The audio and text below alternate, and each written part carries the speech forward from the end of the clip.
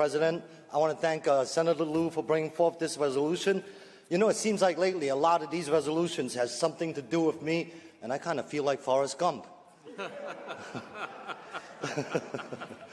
So let's talk about the Chinese laborer in the Transcontinental Railroad.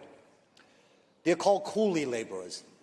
And the word coolie in Chinese practically means like shanghaied, hijacked, kidnapped. It's also known in China as selling the piggy.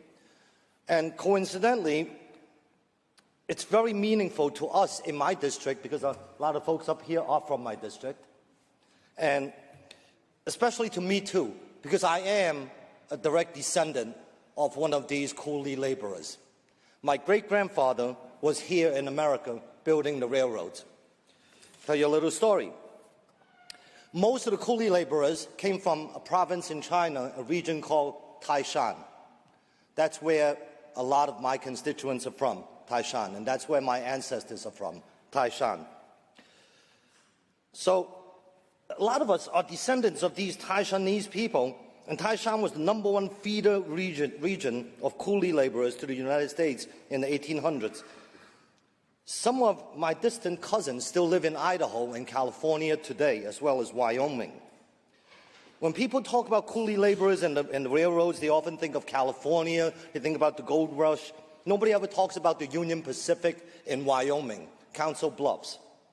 But today I want to tell a little story about a place in wild Wyoming territory called Rock Springs.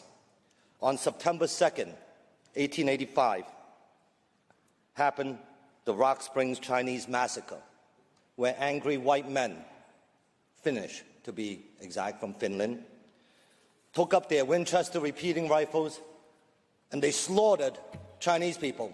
28 of them confirmed. It could have been as many as 50, 100. We'll never know because they were burned, they were dismembered, they were hung, they were mutilated.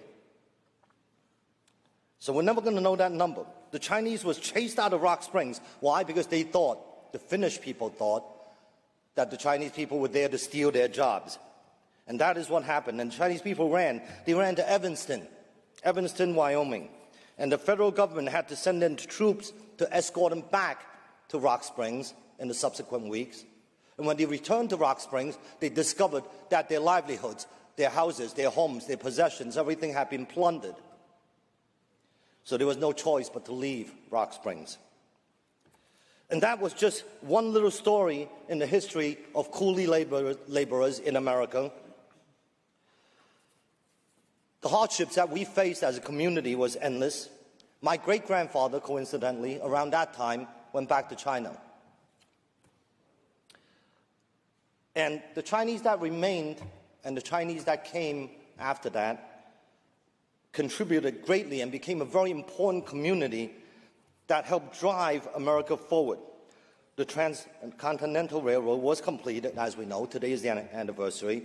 And America rocket-sled it into a new era of growth and prosperity like never seen before. And we have to thank, among others, the coolie laborers. So after my grandfather went back to China, my family did not re-immigrate to the United States again until the year 1969, partially because of the Chinese Exclusion Act that was overturned in 1943, I believe. In 1969, and it was because of a white man in Binghamton, an executive for the Singer Sewing Machine Company, that brought my uncle over. And that's another story for another time.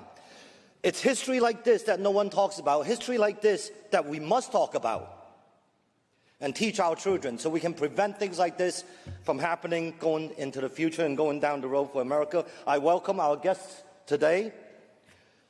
You're the legacy that was left behind by these coolies. Thank you for coming. The Transcontinental Railroad, ladies and gentlemen, could not have been built, and you continue to help make America great. And that's all I have to say about that, Madam President.